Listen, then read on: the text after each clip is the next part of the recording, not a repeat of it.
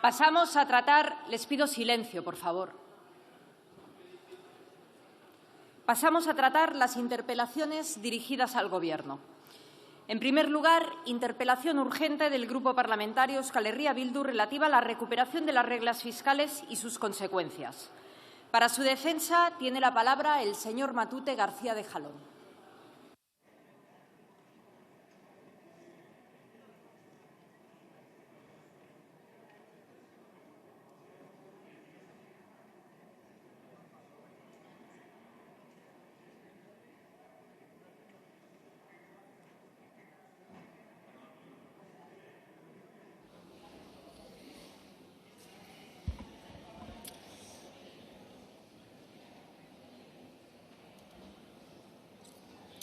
Egun on guztioi. Señora vicepresidenta, le realizamos una interpelación con una firme voluntad, o con una clara voluntad, que es la de obtener información. Señorías, mantengan silencio, por favor.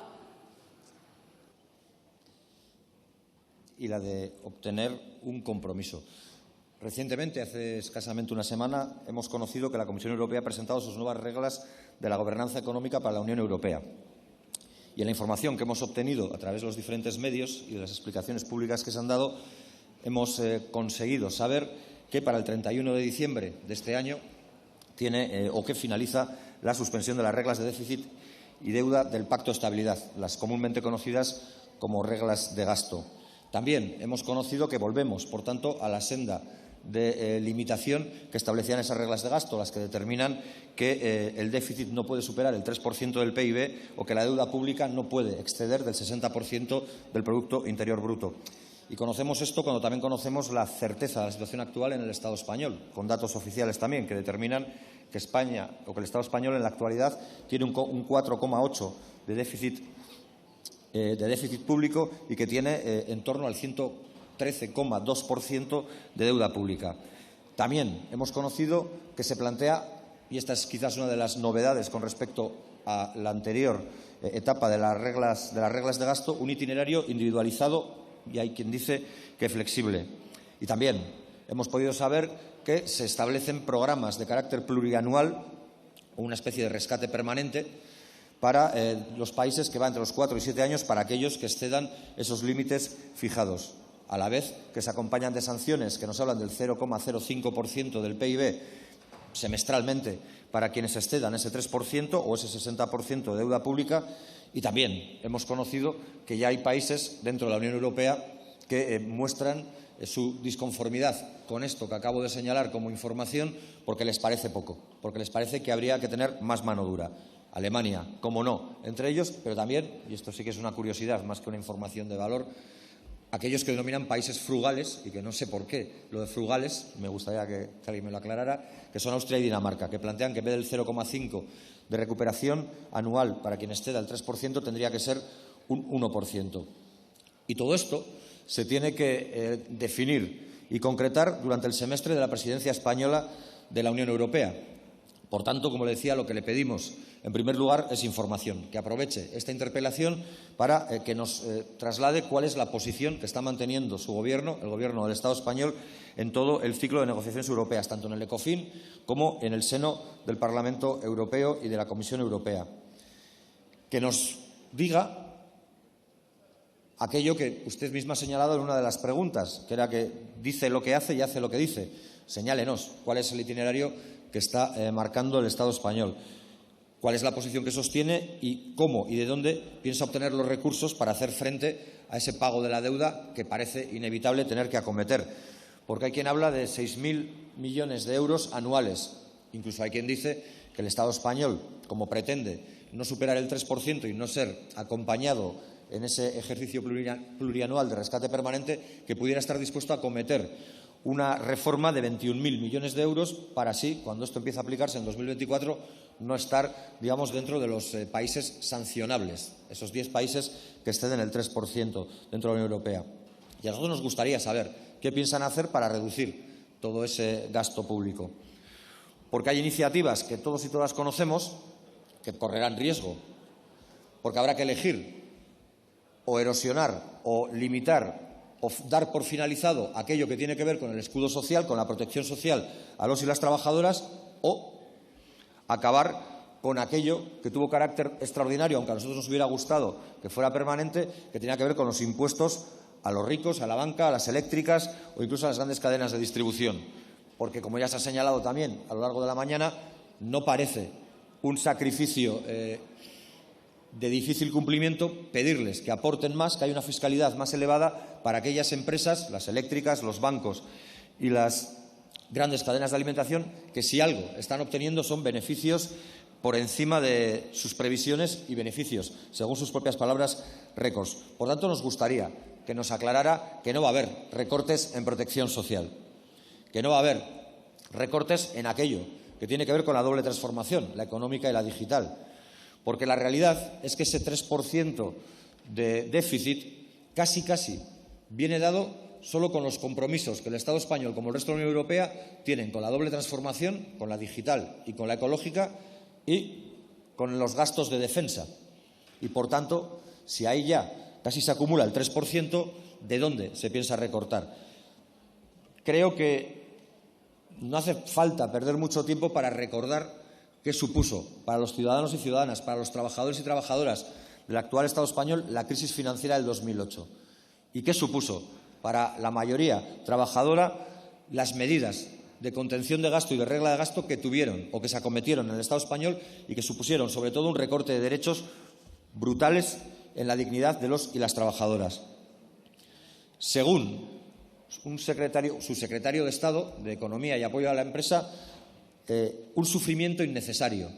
Yo diría que un sufrimiento, estoy de acuerdo con esa aseveración, pero yo diría que casi más que un sufrimiento innecesario, fue un sufrimiento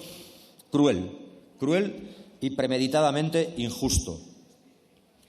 Y a nosotros nos gustaría que nos confirmara que no va a repetirse de ninguna de las maneras ese camino que se emprendió en 2008. Porque ya vemos que se está volviendo a hablar del retorno de los hombres de negro. Y para quien lo haya olvidado, los hombres de negro eran una realidad bastante más dolorosa y palpable, tangible, que la del coco o el hombre del saco con que nos podían amenazar a todos y a todas en nuestra niñez. Esos sí existían, lo saben en Grecia. Lo saben en Grecia, que doblaron la voluntad democrática de un país para hacerles pasar por el aro de la austeridad. Y lo saben también en el Estado español, porque aquí también estuvieron presentes los hombres de negro durante un tiempo. Y ahora se nos dice que vuelven. Y eso no es sino la vuelta de la imposición de la tecnocracia sobre la democracia. Y esa amenaza sigue presente y nos gustaría también encontrar en este Gobierno una oposición a la misma. Y nos gustaría también encontrar en este Gobierno una respuesta clara contra la austeridad o el austericidio, como se vino en llamar en esa época. Porque la austeridad, además de cruel, además de injusta, no fue en absoluto eficaz, dado que trajo deflación que imposibilitó o dañó el crecimiento económico y que solo hizo que aquellos estados que podían y se podían permitir ser prestamistas se enriquecieran más. Alemania, por ejemplo. Pero llevándolo a lo concreto, la crisis del 2008 y las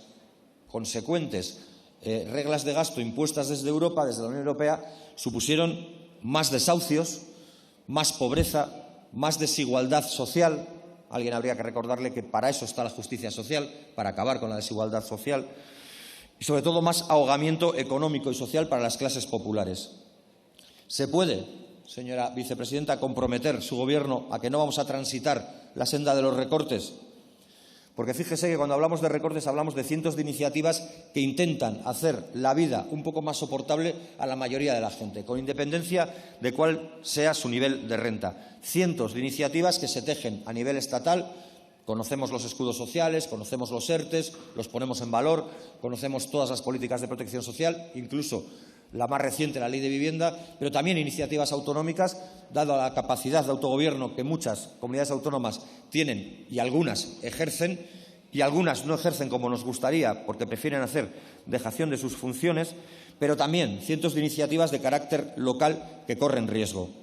Seguramente son cientos, miles las iniciativas locales que podríamos poner en valor como ejemplos de cohesión y protección social. Yo hablaré de las que conozco algo más. Hablaré, por ejemplo, de todas las iniciativas de carácter social que estamos llevando a cabo en Rentería, con un Gobierno de Euskal Herria Bildu apoyado por el Elkarrekin Podemos. Un ayuntamiento que es el ayuntamiento de todo el Estado español con más gasto o dinero invertido por habitante en políticas sociales. Hablamos de la red de cuidados para mayores. Hablamos de la equipación tecnológica a través de ordenadores para los niños de familias vulnerables. Podríamos hablar también de Usurbil, otro de los municipios que más dinero compromete en gasto o inversión social para sus ciudadanos y ciudadanas, con su red de cuidado para mayores. Podríamos hablar, ahora que también está muy de moda, de las redes de salud mental que algunos ayuntamientos por su cuenta están empezando a poner para paliar lo que otras entidades de carácter supramunicipal no hacen, autonómicas o estatales. Por ejemplo, Durango, con la red de salud mental y su tarifa plana para todos los jóvenes del municipio que lo necesiten. Y también las decenas de iniciativas en materia de vivienda que ayuntamientos, por lo menos de Euskal Herria, están llevando a cabo. Por tanto, vicepresidenta, lo que queremos es información y compromiso. Información sobre qué se está cociendo en la Unión Europea, qué hay de cierto de todo lo que he señalado, que hemos leído y qué hay de interesado en eso que algunos medios están trasladando, y compromiso. Compromiso con una posición clara. Porque además, y ustedes lo dicen, y creo que usted lo ha dicho o así lo he leído, quieren jugar un papel clave en esta negociación porque se tiene que hacer durante el semestre de presidencia del Estado español de la Unión Europea. Y el compromiso que le pedimos, también se lo señalamos, es aquel que nosotros vamos a mantener con la clase trabajadora de Euskal Herria y con cualquier persona de la clase trabajadora. Es oponernos firmemente a cualquier recorte, oponernos firmemente a la austeridad, hacer que lo que fue extraordinario para algunos se convierta en permanente, es decir, que la protección social se amplíe, que los cuidados se amplíen, que los derechos para los y las trabajadoras se amplíen y que también se amplíen los impuestos extraordinarios para dotarles de un carácter permanente. Porque creemos que la banca, las energéticas y las cadenas de alimentación tienen que pagar más, no durante un tiempo, sino más con carácter permanente y estructural, porque también son los que más están ganando. Y también creemos que hay que ampliar la capacidad fiscal europea para que luego no nos venga nadie aquí a este hemiciclo a decirnos que lo que planteamos desde Euskal Herria Bildu puede estar bien, pero que transgrede los marcos decisorios de la Unión Europea o los compromisos adquiridos por los Estados miembros en la Unión Europea en materia fiscal. En un mundo donde las transnacionales se jactan de tener más poder que los Estados soberanos de la Unión Europea, lo que tienen que hacer en la Unión Europea es dotarse de una mayor capacidad fiscal para imponer medidas fiscales que de verdad acaben con la desigualdad social, que de verdad equilibren la balanza entre quienes tienen prácticamente todo y una inmensa mayoría que tiene que vivir con prácticamente nada. Y también le pedimos aquello que estamos dispuestos a comprometer nosotros y nosotras, un compromiso inequívoco con el mantenimiento, el sostenimiento y la ampliación de los servicios públicos, de más hospitales, de más protección social, de más cuidados, de más derechos para los y las trabajadoras. Eso es lo que creemos que podría dar tranquilidad a los ciudadanos y ciudadanas que, más allá de esta campaña electoral, saben que lo que viene a la vuelta es eso que llaman reglas de gasto, que suele significar, por desgracia, más precariedad en sus vidas, más incertidumbre en sus vidas, pero más beneficios para las élites. Muchas gracias, señor Matute.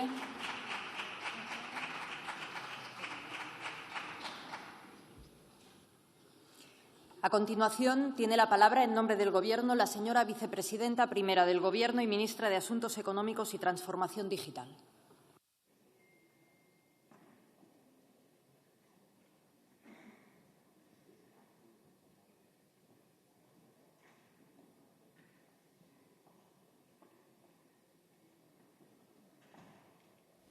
Muchas gracias, presidenta, y muchas gracias, señoría, por esta interpelación que me permite hablar con un poco más de tiempo y de detalle de una cuestión que es tremendamente importante, como es la gobernanza económica europea.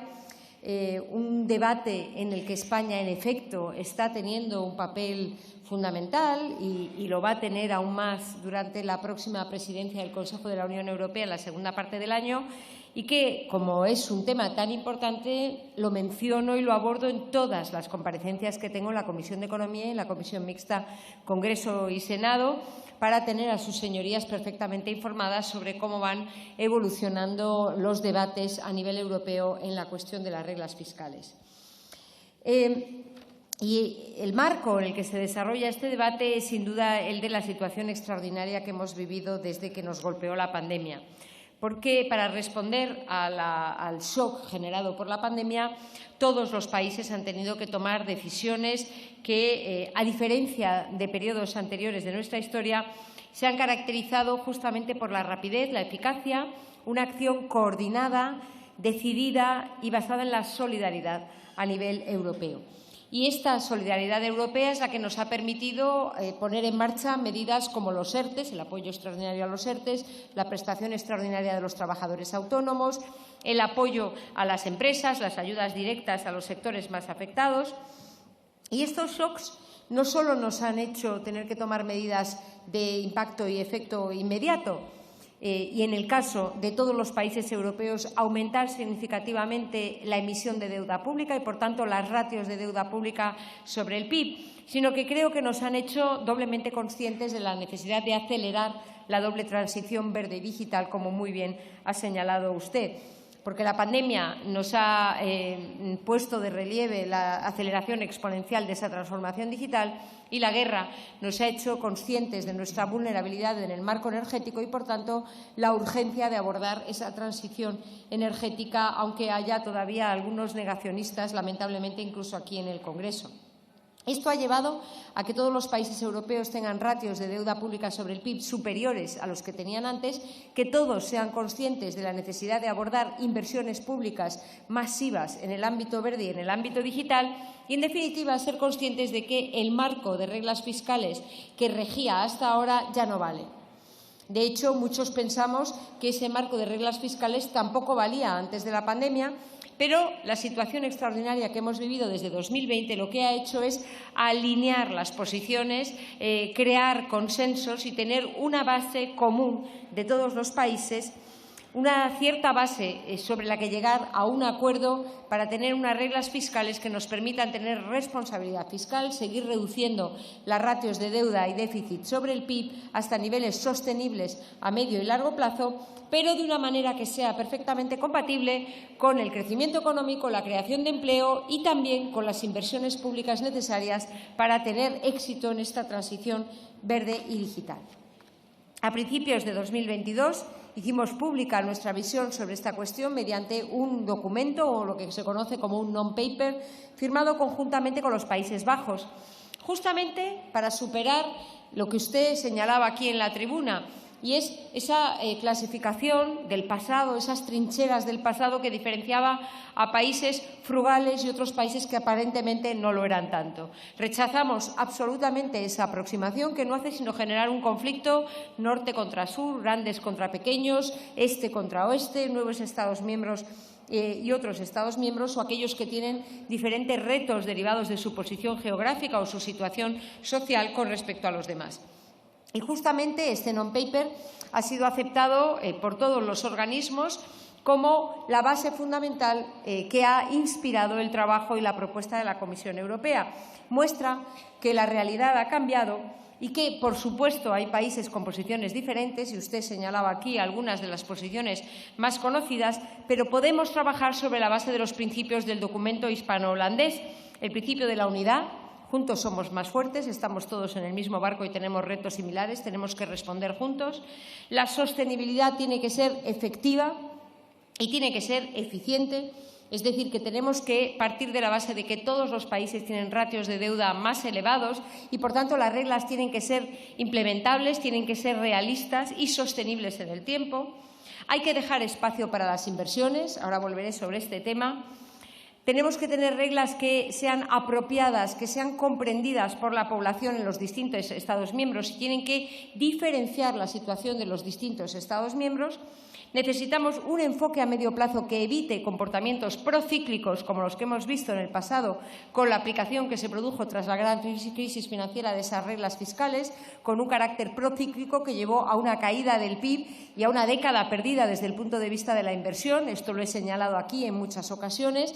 Unos ajustes que no solamente deterioraron nuestro estado de bienestar y llevaron a disparar la desigualdad en nuestro país, sino que además retrasaron la reducción de las ratios de déficit y de deuda, y además llevaron a una década perdida de inversión pública que llevó a que en algunos años ni siquiera invirtiéramos lo suficiente para mantener el capital del país. Y esto es el mantenimiento de nuestras autovías, de nuestros aeropuertos, de nuestras estaciones de tren, pero también de nuestros colegios y de nuestros hospitales. Necesitamos, en último lugar, reglas que sean más simples, que se basen en variables que puedan ser observables y explicables, como he dicho hace un momento. Esta propuesta de nuestro país fue, y se reconoce así, la más influyente y ha inspirado la comunicación de la Comisión y la propuesta que se ha presentado. Recientemente hemos presentado un segundo non-paper para proponer una aproximación basada en un paquete, una aproximación holística que no solamente mira las reglas fiscales, sino que se enmarque dentro del conjunto de los expedientes que precisamente van a llegar a madurez bajo la presidencia española. Estoy hablando de expedientes legislativos tan importantes como la revisión de medio plazo del marco financiero plurianual, los recursos propios, un tema que ha abordado usted, los recursos propios del presupuesto comunitario, la reforma energética, la unión de mercado de capitales, la unión bancaria, porque, en definitiva, de lo que se trata es de ver cómo vamos a financiar esas inversiones públicas necesarias, utilizando todos los instrumentos, el presupuesto nacional, pero también el presupuesto europeo, que tiene que tener una potencia de tiro suficiente como para abordar estas inversiones públicas masivas. La Comisión Europea presentó el pasado 26 de abril el proyecto normativo y es una buena noticia porque ya tenemos un texto concreto sobre el que empezar a trabajar y sobre el que podamos avanzar el máximo posible bajo la presidencia española. Ese documento de la Comisión recoge el cambio de paradigma que hemos propugnado con el non-paper hispano-holandés, la importancia de un enfoque diferenciado por países, está inspirado en el modelo de gobernanza del Plan de Recuperación, un modelo que justamente está desarrollándose en su máxima expresión en nuestro país, dado que somos los más avanzados en la nueva gobernanza derivada del cumplimiento de hitos y objetivos y la apropiación por parte del país de los objetivos, las reformas y la senda de disciplina fiscal. Y estamos iniciando ahora el proceso de interlocución con los principales países. Cada vez que tengo una reunión en Bruselas o incluso estoy organizando algunos viajes a las principales capitales para ver cuál es la posición de los distintos países y que podamos avanzar al máximo bajo la presidencia española y, si es posible, lograr el objetivo marcado por el propio Consejo ECOFIN de tener un acuerdo a final de año.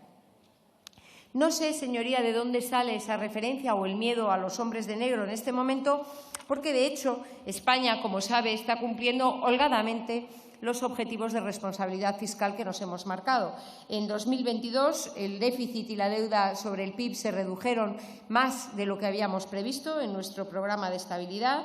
Este año también vamos a cumplir nuestro objetivo de reducción de la ratio de déficit al 3,9% del PIB. Y así hemos podido, gracias al fuerte crecimiento económico y la fuerte recuperación del empleo y el aumento de la recaudación fiscal sin subir los impuestos para la mayoría de la población española, hemos podido adelantar en un año, a 2024, el objetivo de reducir la ratio de déficit público sobre el PIB al 3% y la ratio de deuda pública sobre el PIB al 110%. Y me consta que las instituciones europeas valoran muy positivamente esta responsabilidad fiscal que está mostrando España, que además nos pone en una posición fuerte de cara a las negociaciones de las nuevas reglas fiscales en la segunda parte del año. Y estamos logrando estos objetivos no solo sin menoscabar el estado de bienestar, no solo sin hacer recortes en el estado de bienestar, sino además impulsando todas las inversiones que nos permiten tener un mayor crecimiento ahora y en el futuro. Mencionaba usted algunas iniciativas locales de los ayuntamientos. Dentro de las competencias del Estado estamos haciendo inversiones sin precedentes, récord desde el punto de vista histórico, en el ámbito de la vivienda, en el ámbito de la salud mental, en el ámbito de la educación y la formación profesional, todo lo que supone la inclusión y todos los mecanismos para tratar de luchar contra la pobreza y la exclusión social. Y, por tanto, señoría, en este sentido creo que estamos totalmente alineados en el sentido de que el estado de bienestar nos hace más fuertes y tenemos que protegerlo para el futuro. No comparto tampoco algunas referencias que ha hecho usted con respecto a la responsabilidad fiscal como algo negativo, porque, señoría, yo creo que la responsabilidad fiscal, de hecho, es una política económica progresista. Hemos tenido que emitir unos 150.000 millones de deuda pública para responder a la pandemia y no podemos dejar esta carga a las generaciones futuras. Tenemos que gestionar los recursos públicos de la manera más eficiente, más responsable y más rigurosa posible para que podamos dejar a las generaciones futuras más y mejores oportunidades. De la misma manera que es clave que aprovechemos plenamente la oportunidad extraordinaria de los fondos europeos, como ya lo estamos haciendo, para abordar sin dilación esas inversiones verdes, digitales, que permitan seguir aumentando el empleo, sobre todo en estos ámbitos del empleo del futuro, seguir mejorando la calidad del empleo, seguir teniendo empleos de mayor productividad y, por tanto, de mayores salarios y de mayor calidad mirando al futuro. Ese es el empeño en el que estamos, señoría, y afortunadamente los datos nos avalan. Toda la información que nos está llegando con respecto a la situación económica de nuestro país, no solo crecimiento, no solo creación de empleo, no solo bajada de la inflación, también calidad y estabilidad del empleo, también mejora de los salarios, también crecimiento del empleo de más calidad y con mayor valor añadido, y reducción de los índices de desigualdad y de pobreza en nuestro país. Esto nos muestra que estamos en la senda positiva y en esa misma continuaremos también en el marco de la negociación de las reglas fiscales europeas. Muchas gracias. Muchas gracias.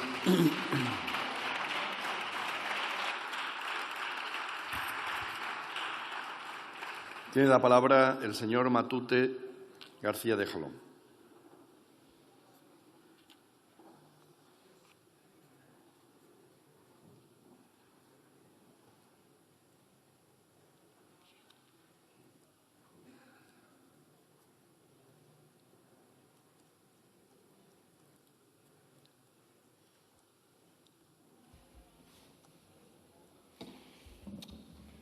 Gracias, señora presidenta. Señora vicepresidenta, que es un tema importante no lo pongo en cuestión ni en duda. Yo creo que es mucho más importante que atractivo, porque la verdad es que estos debates son áridos y es difícil hacerlos más comprensibles para la inmensa ciudadanía. Lo que la ciudadanía sí que luego va a comprender es que en función de qué línea se decida tomar para hacer frente al pago de la deuda, porque aquí nadie ha hablado de declararnos ni en bancarrota ni de declararnos insolventes, es decir, acepto que la responsabilidad fiscal conlleva también el pago de la deuda, pero, como digo, la ciudadanía, más allá de que este debate le pueda parecer más o menos árido, lo que sí que va a entender claramente es cómo impacta en sus vidas. Y lo va a notar de manera muy evidente si lo que se hace no es defender la protección social, el escudo social, las políticas de bienestar, o si lo que se hace es precisamente eso, defender todo este tipo de iniciativas y no hacer como se hizo con la anterior crisis, la de 2008, y con las medidas que Europa, la misma Europa que ahora, puso entonces en marcha. Yo le he hecho la interpelación porque ustedes se han autorreferenciado como, no voy a decir desequilibrantes, pero sí muy importantes en todo este proceso de aterrizaje y plasmación concreta de lo que tiene que ser la nueva política económica. Han sido ustedes los que han dicho que, como les toca el semestre a la Unión Europea y como esto tiene que estar finalizado antes del 31 de diciembre del 2023, pues que van a jugar un papel que no va a ser solo el de actor, sino que incluso van a hacer de mediador, y usted lo ha señalado con los viajes a capitales europeas, y es por eso por lo que a mí, y creo que a más gente, le interesa saber qué papel van a tomar, si el de solo anfitrión o, además, van a impulsar una determinada iniciativa. Porque, al final, usted nos hablaba de un marco extraordinario. Y a mí me gustaría creer que esto es extraordinario y que no va a ser así siempre. Pero es que la mayoría de la gente sabe que la inestabilidad ha llegado en sus vidas para no abandonarla nunca, que la incertidumbre sobre su horizonte laboral ha llegado a sus vidas para no abandonarlas nunca. Por tanto, yo creo que más que extraordinaria es la nueva realidad o la realidad o los tiempos líquidos de los que nos hablaban hace unos años algunas gentes. Y al final, lo que yo creo que queda por concretar, o creo que ayudaría a disipar temores de la gente, es saber cómo piensa el Estado español hacer frente a esa reducción del 4,8% de déficit que tiene en la actualidad al 3% y que equivale a unos 21.000 millones de euros. ¿De dónde va a sacarlos? Porque hay dos maneras, o reduciendo gasto o aumentando ingresos. Si reduce gasto y tiene ya comprometida buena parte del gasto en materia de defensa, de transición ecológica y de transición tecnológica, parece difícil reducir gastos sin tocar aquellos elementos que tienen que ver con la protección social. Y eso es lo que queremos que se nos garantice, que no se va a hacer. Pero la otra vía es la de generar más ingresos. Y para esa vía hay ciertas capacidades, y por eso le hablaba de una mayor capacidad fiscal europea y también de una mayor capacidad recaudatoria en el Estado español. Porque está bien, y usted lo señalaba, que se había recaudado más sin subir impuestos. Eso lo único que demuestra es que se es más eficiente en la recaudación. O que, dicho de otra manera, que hay gente que ya no puede ir siendo tan lista como era antes para seguir evadiendo impuestos o no pagando lo que debiera. Pero hay otra parte, a la que tampoco creo que hay que tenerle miedo desde posiciones de izquierda, que es a tener impuestos para tener servicios públicos, a tener impuestos para tener sanidad pública, universal y gratuita, a tener impuestos para tener educación universal, pública y gratuita, a tener impuestos para tener protección social, para tener cuidados, para tener vidas dignas. Y yo creo que ahí es donde hay que entrar al debate, porque claro que el Estado español puede ingresar más, y estaría bien que lo hiciera, y lo puede hacer haciendo aquello que tiene que ver con la política fiscal equidistributiva, la que supone un incremento de la imposición, de los impuestos, a quien más tiene. ¿Para qué? Para ir desequilibrando la balanza hacia un mayor escenario de cohesión social y de igualdad social y fiscal. Y es ahí donde nosotros creemos que también hay que hacerlo, porque todo el mundo sabe, no es señalar a nadie, todo el mundo sabe que los bancos se están forrando, que los bancos que están ahogando a la gente con los incrementos de las hipotecas se están forrando y obteniendo beneficios récord. Y todo el mundo sabe que las eléctricas se han seguido forrando y que ha sido el Estado, y no lo reprochamos, quien ha hecho frente a su voracidad para seguir forrándose, poniendo dinero de todos y todas para que pudieran acceder a un servicio básico como el de la electricidad. Y también todo el mundo sabe que la cesta de la compra está haciendo, y los incrementos en la carestía de la vida están haciendo que las grandes cadenas de distribución se estén forrando. Por tanto, plantearse ahí subidas de impuestos no es un elemento extraño ni extraordinario, es que es un elemento de pura y digna justicia social, y es lo que creemos que hace falta. Gracias.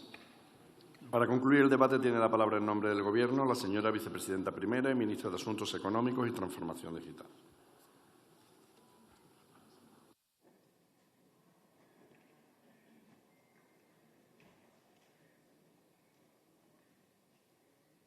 Gracias, presidente. Señoría, dos elementos para responder a la interpelación y concluir el debate. Yo creo que no son las palabras, son nuestros actos los que demuestran claramente que aquí hay dos modelos de política económica que son muy diferentes. El del Partido Popular y la derecha y la ultraderecha de este país, basado en la precariedad y los recortes, y el modelo progresista que llevamos desarrollando desde 2018, basado en la protección y el progreso, el avance social. Y por eso las tres prioridades tienen que ir en la misma dirección: la responsabilidad fiscal, la justicia social y las reformas estructurales. Y lo que estamos viendo es que, evidentemente, el impacto de las dos políticas económicas no puede ser más diferente en términos de crecimiento, en términos de creación de empleo, en términos de rapidez en la reducción del déficit y la deuda y, sobre todo, en términos de desigualdad. Tenemos, en este momento, estamos recuperando los niveles de empleo, de desigualdad y de reducción de la pobreza y del riesgo de exclusión social. Estamos recuperando los niveles no previos a la pandemia, previos a la gran crisis financiera. Solo ahora estamos recuperando los niveles previos a 2008 en muchos de los indicadores de desigualdad de nuestro país. Queda mucho camino por recorrer, pero incluso en un contexto tan complejo y tan difícil como el que hemos tenido que vivir desde 2020, con un shock como el de la pandemia, después el shock de la guerra, la inflación, resulta verdaderamente, creo yo, señalable y es importante que los indicadores de desigualdad no solo no se han deteriorado, sino que han mejorado con respecto a las cifras que teníamos en 2018. Se mire cómo se mire, este es un país que ha seguido avanzando, porque además de responder a lo urgente, no hemos perdido de vista lo importante, la necesidad de seguir progresando hacia un país más sostenible desde el punto de vista económico, medioambiental y también desde el punto de vista social. Y ese modelo de precariedad y recortes explica efectivamente las decisiones que se adoptaron a partir de 2008, sobre todo a partir de 2012 en nuestro país, que se centraron en congelar las inversiones de futuro, en recortar el estado de bienestar y, sobre todo, en recortar impuestos, porque esos gobiernos del Partido Popular prefirieron bajar impuestos a bajar la deuda y el déficit. Por eso insisto en que la responsabilidad fiscal es justamente una política progresista, siguiendo recetas de realismo mágico como esa que dice que bajar impuestos va a subir la recaudación. Bien, la realidad es que nuestro modelo de progreso y de protección demuestra que el crecimiento económico, la creación de empleo, la lucha contra el fraude y el afloramiento de la economía sumergida permiten aumentar la recaudación sin necesidad de subir los impuestos sobre el conjunto de la población. Es más, que es posible avanzar en progresividad de nuestro sistema fiscal y al mismo tiempo tener una mayor recaudación. Esa es la base del programa de estabilidad que hemos enviado la semana pasada o hace un par de semanas a las instituciones europeas y que nos permite avanzar en un año la reducción de la ratio de déficit sobre el PIB al 3%. Una noticia y un programa de estabilidad que, como he señalado a su señoría, yo creo ha sido acogido muy favorablemente por las instituciones europeas, porque precisamente lo que queremos es hacer compatible la responsabilidad fiscal, conseguir en una senda de fuerte crecimiento económico y creación de empleo, en definitiva, en una senda de progreso como la que estamos teniendo gracias, entre otros, a la respuesta europea y al buen uso de los fondos europeos. En segundo lugar, y para finalizar, yo creo que nuestra aproximación en este ámbito está clara, la hemos plasmado en numerosos documentos públicos, la hemos compartido con ustedes en numerosas ocasiones y defenderemos durante la presidencia española esta posición, pero siendo conscientes de que la presidencia tiene como objetivo principal llegar a un acuerdo unánime o por lo menos un acuerdo mayoritario sobre ese texto legislativo, porque en última instancia la prioridad tiene que ser que tengamos unas nuevas reglas fiscales, que no volvamos a las anteriores automáticamente una vez que se termine este periodo extraordinario, sino que tengamos unas reglas que estén más adaptadas a las necesidades de los distintos países, que sean más eficaces para poder seguir bajando el déficit y la deuda en un entorno de crecimiento económico y creación de empleo y que nos permitan a nivel nacional y a nivel europeo abordar las inversiones necesarias para seguir protegiendo nuestro estado de bienestar, impulsando un proceso de digitalización humanista y una transición ecológica que es urgente, que es necesaria y que además supone una gran oportunidad para las generaciones futuras. Muchas gracias. Muchas gracias.